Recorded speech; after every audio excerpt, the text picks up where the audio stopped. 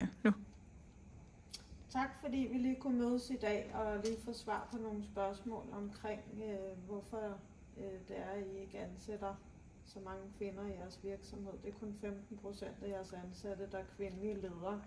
Så er det fordi, at mener I overhovedet, at kvinder er lige så kompetente til at varetage en lederstilling som en mand i jeres virksomhed? Ja, tak.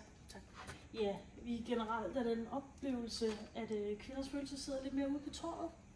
Og det er derfor, vi vil være bedst med en ledelse, der alene består af mænd. I det mindste et minimum i hvert fald. Kvinder kan der måske lidt godt lige snige lidt ind af. Men som I alle ved, så er kvinder jo bedst som sekretærer. Okay.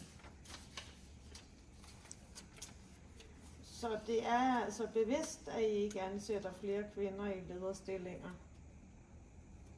Nej.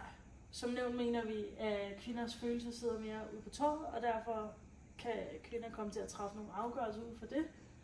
Derfor mener vi, at mænd er mere professionelle, og at mænd arbejde i ledelse, derfor vil være at foretrække.